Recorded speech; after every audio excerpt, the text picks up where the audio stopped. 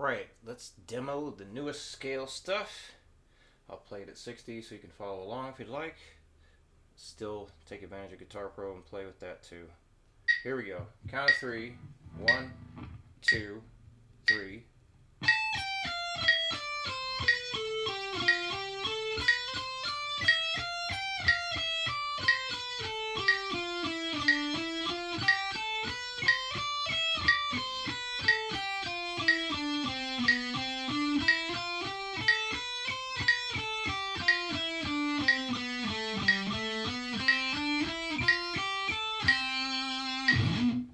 And the other half.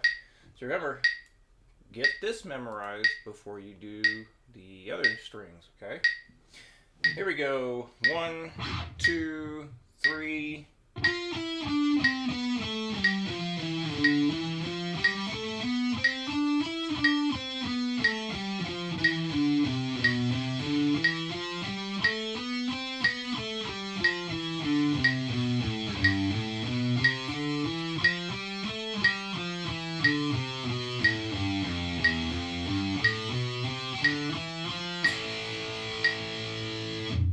Okay, so let's talk strategy for this stuff. Actually, let's get to the one you were working on yesterday. Okay. So there's some things you can do just to help you out here. So the tempo's not really a big issue. Well, that's not like the big important thing here. Being able to switch the chords in a nice, smooth manner, that's more what we want. So, suggested yesterday you get 2 bars down and make sure that you can transition from one chord to the next more easily instead of starting from the beginning and increasing the chances of mistakes happening.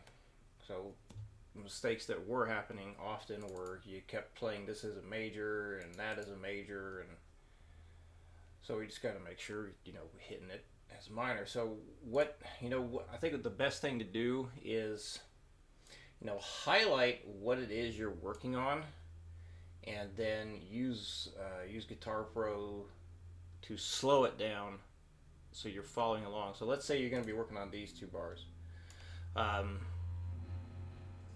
Goodness, truck driving by vibrated the desk.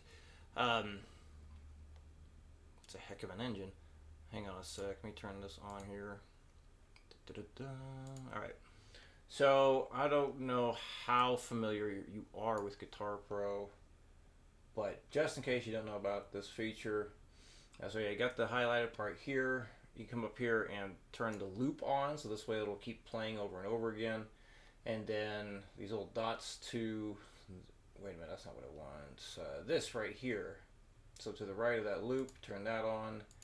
Drop down menu, and then you can decrease the speed. You may want to go by 50%. That's totally fine. As slow as you need to, so you can make those transitions. And then you can just loop with Guitar Pro, play along with it, make sure everything sounds correct. And then when you're ready to do the whole thing, I'll just highlight all that. You can turn the loop off, but then maybe put this down to 50%. And you don't need to play the whole thing at the 60 BPM as notated. That's not a big deal. I just want you to be able to make it through everything 100% at least once. No mistakes. Really at any speed. So just use that to help you out there. The count, you want to make sure that both the hourglass and metronome are turned on. And then if you need to, if you're going to loop it and you want to hear a count before it comes in again, just make sure that in between loops things is turned on too.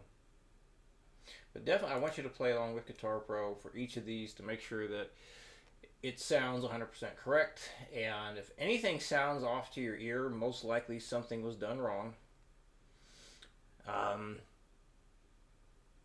So doing it that way I think would be best. So this way, if you do play a major instead of a minor when you're supposed to do a minor, Hopefully your ear will hear the very, very dissonant sound compared to what you're doing versus Guitar Pro, and then you can correct that.